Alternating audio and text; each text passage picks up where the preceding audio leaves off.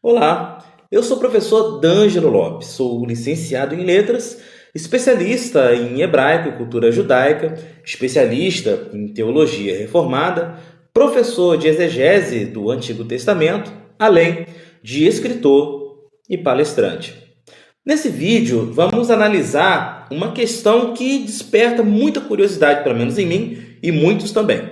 Quando Adão declara que esta sim é osso dos meus ossos e carne da minha carne. Ele estaria sugerindo que existia uma mulher antes de Eva? Para responder essa pergunta, não vamos depender de especulações, folclores, lendas populares ou conteúdos de internet.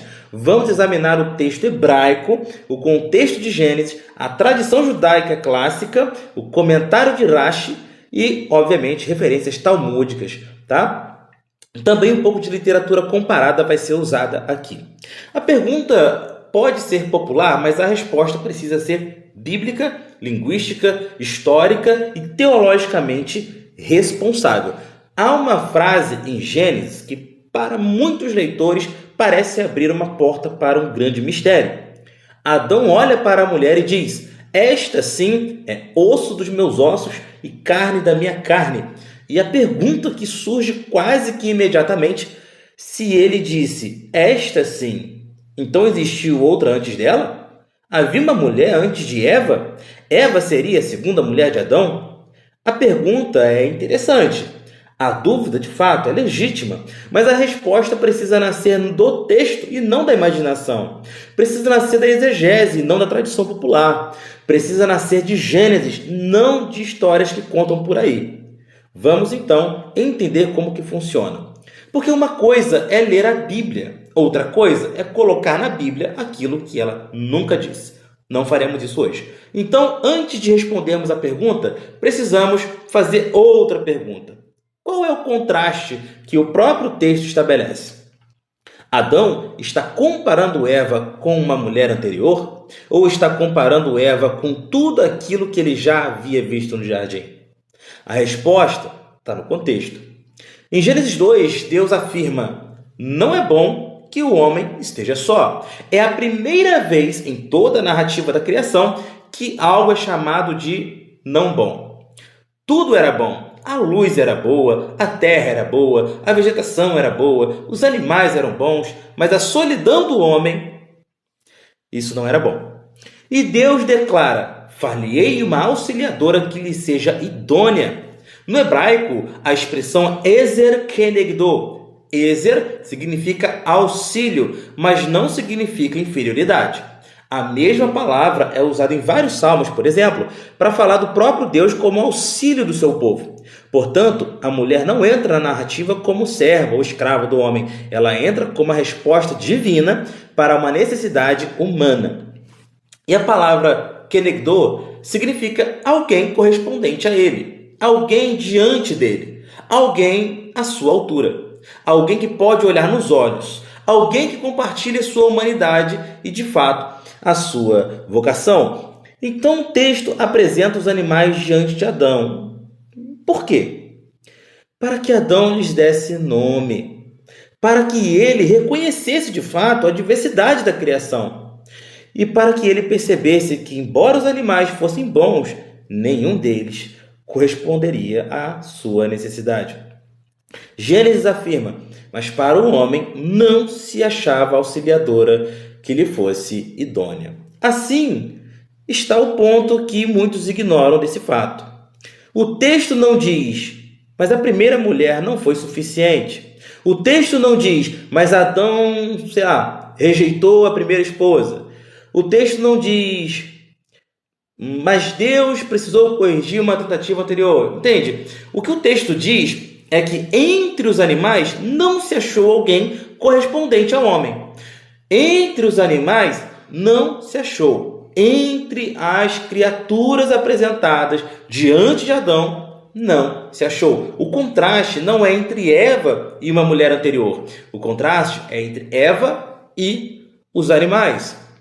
E é somente depois desse cenário que Deus faz o homem cair em profundo sono, toma uma parte do seu lado e forma a mulher. Então Adão fala, e ele não fala como um frustrado com experiência de um casamento anterior. Ele fala como alguém que finalmente reconheceu o que de fato correspondia à sua necessidade. Essa é osso dos meus ossos e carne da minha carne. No hebraico, esse termo quer dizer Zot Rapam. Literalmente, a expressão pode ser traduzida como esta, desta vez, ou agora, finalmente, ou esta é, de fato, coisas do tipo. Mas perceba, desta vez não exige que tenha existido uma mulher antes. Exige apenas que tenha havido uma sequência anterior de observações. Vamos lá. Imagine alguém procurando uma ferramenta em uma caixa cheia de objetos. Ele pega uma peça, olha e devolve. Pega outra peça, olha e devolve. Até que, num determinado momento, ele acha a ferramenta que ele estava procurando e diz, agora sim. Ele não está dizendo que já tinha encontrado a ferramenta correta antes. Ele está dizendo que depois de procurar várias outras ferramentas, ele acaba encontrando aquilo que correspondia à sua necessidade. Não sei se a minha analogia foi boa, mas tudo bem. É exatamente isso que acontece em Gênesis 2. Adão havia visto os animais, havia nomeado os animais, havia percebido que, de fato, nenhum deles compartilhava a sua natureza. Nenhum deles era osso dos seus ossos. Nenhum deles era carne da sua carne. Mas quando a mulher aparece, ele reconhece: esta é como eu. Esta pertence à minha humanidade. Esta participa da minha vida. Esta é a minha companheira que Deus preparou. E aqui existe um detalhe profundamente teológico. Tá? E não quero aqui exercer nenhum tipo de frase de efeito, mas devemos entender que a questão da mulher ser tirada do lado do homem, que não é da costela, porque a palavra que está lá no hebraico é tselá, ha-tselá, ou do lado. Né? A mulher ela é retirada do lado, da metade humana. Né? E isso mostra a igualdade entre o homem e a mulher, não no sentido de governo, mas no sentido ontológico. Tá? Ambos estão numa mesma missão. Naum Sarna, importante estudioso de Gênesis, explica que osso dos meus ossos e carne da minha carne é meio que uma fórmula de parentesco. É uma linguagem de solidariedade ou semelhança, reconhecendo que a mulher é próxima ou é algo semelhante ao homem. Tremper Longman III também ressalta que a mulher é uma parceira adequada, não apenas algo de parentesco, mas ela é a tentativa única de Deus para realizar as necessidades ontológicas e fisiológicas também do homem. Um outro estudioso que eu sempre recomendo, Walter Brueggemann, enfatiza que Gênesis 2 é uma crítica à autossuficiência. O ser humano não foi criado para viver isolado, fechado em si mesmo, como se pudesse bastar a si próprio. A mulher aparece como a resposta divina à solidão, e a fala de Adão é uma celebração à comunhão. Agora, alguém pode perguntar, mas o judaísmo não fala de uma mulher anterior a Eva? A resposta exige um pouco de cautela. O judaísmo não é uma única voz, nem uma coleção de textos escritos todos no mesmo período. Há a Torá, os profetas, os escritos, o Talmud, os Midrashim, os comentaristas medievais, a literatura mística, as tradições folclóricas posteriores e por aí vai. Por isso, não podemos colocar tudo no mesmo bojo, tá? É perigoso isso. Uma coisa é o texto de Gênesis, outra coisa são comentários rabínicos. Outra coisa são lendas medievais, outra coisa são textos místicos, tá? Então, vamos tentar entender como que funciona. Vamos começar pelo grande Rashi, um dos mais influentes comentaristas judeus da Idade Média. Ao começar, a ler Gênesis 2:23, Rashi explica a expressão esta agora como referência à procura de Adão por uma companheira entre os animais. Adão observou os seres vivos, mas não encontrou entre eles uma correspondente. Somente quando Deus lhe apresentou a mulher que ele reconheceu de fato. Então, vamos tentar entender essa fala aqui. Perceba a importância dessa fala. Rashi não diz que Adão teve uma esposa anterior. Rashi não diz que Deus criou uma primeira mulher e depois criou Eva. Rashi não diz que Lilith foi a primeira companheira de Adão. Ele diz que Adão buscou correspondência entre os seres vivos, mas não a encontrou até que Deus lhe apresentou Eva. Essa interpretação está ligada a uma tradição presente no Talmud Bavli, ou Talmud babilônico, no Tratado de Yevamot 63. Ali, os rabinos refletem sobre a condição de Adão antes da criação da mulher. A tradição afirma que Adão observou os animais em pares, macho e fêmea e tal, e percebeu sua própria solidão. Ele não encontrou contentamento até que Eva fosse criada. Mais uma vez, a tradição não está falando de uma mulher anterior, está falando de uma busca frustrada por correspondência entre os animais. E isso combina perfeitamente com o texto de Gênesis, tá? O texto diz que Deus trouxe os animais ao homem. O texto diz que Adão lhes deu nomes, Ali Adão exerceu uma função meio que de biólogo. O texto diz que entre eles não se encontrou uma auxiliadora correspondente. E então o texto diz: esta agora é osso dos meus ossos e carne da minha carne. A frase não significa esta mulher é melhor do que a mulher anterior. A frase significa: depois de todos os seres vivos apresentados diante de mim, agora apareceu alguém que pertence à minha própria humanidade. Bom, mas existe uma tradição rabínica que merece aqui ser mencionada, porque ela é frequentemente confundida com a história de Lilith. Em Bereshit Rabbah, também conhecido como Gênesis Rabbah, aparece uma tradição sobre uma primeira Eva. Segundo essa tradição midráshicas, Deus teria, como é que eu posso dizer, começado a formar uma mulher diante dos olhos de Adão. Adão teria visto o processo de formação ali do corpo, com carne, sangue, entranhas, e teria sentido um certo tipo de repulsa. Então Deus teria retirado aquela criatura e depois formado Eva de maneira diferente. Agora é fundamental compreender o que é isso, Isso não é um texto de Gênesis, tá, gente? Isso não é uma afirmação de que Adão teve uma primeira esposa. Isso também não é uma narrativa histórica apresentada pela Torá. É um midrash, tá? É uma forma rabínica de interpretação, expansão imaginativa e reflexão teológica sobre algumas lacunas e tensões do texto. O objetivo do midrash não é sempre fornecer uma cronologia literal dos acontecimentos.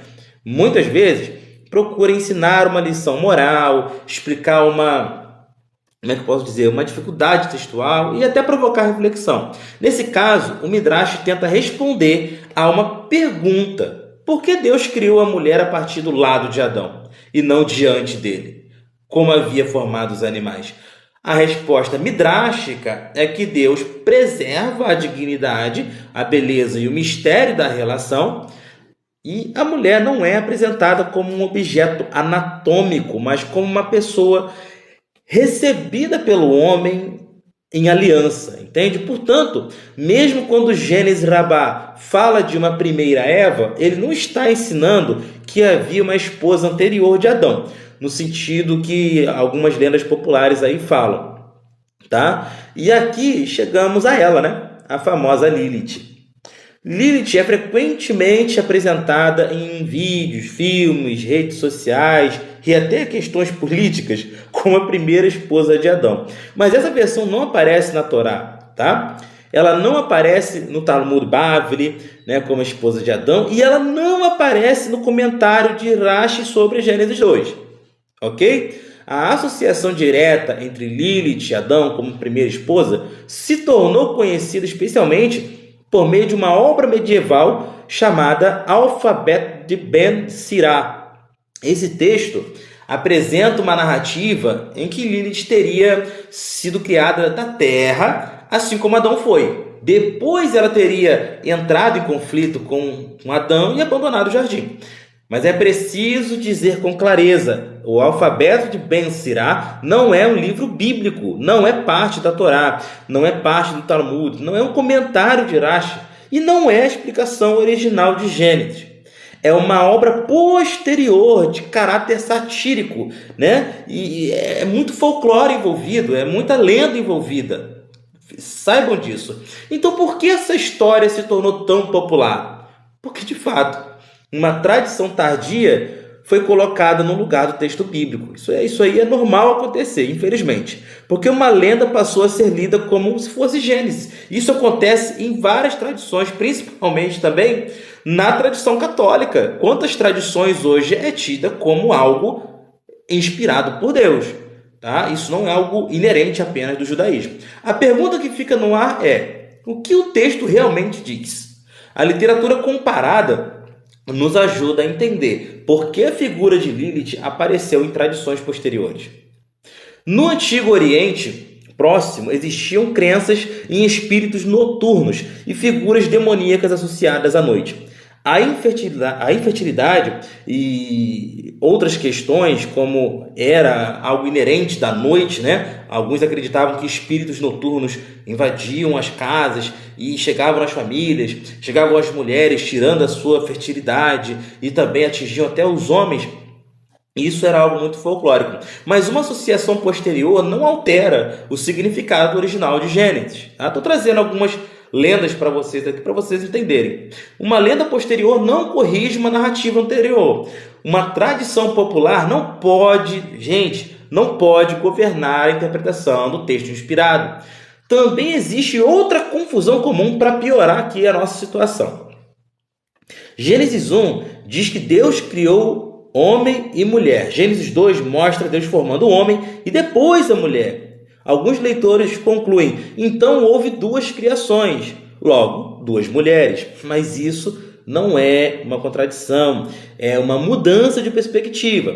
Gênesis 1 é uma visão panorâmica da coisa. Ele apresenta a criação em sua grandeza. Ele responde, por exemplo, quem criou Deus? Quem criou Deus? Quem criou o homem, né? Quem criou a mulher? Quem criou o jardim? Ele responde essas questões. Gênesis 2 já é uma visão mais aproximada. Ele volta ao sexto dia e mostra como Deus estabeleceu a relação entre homem e mulher.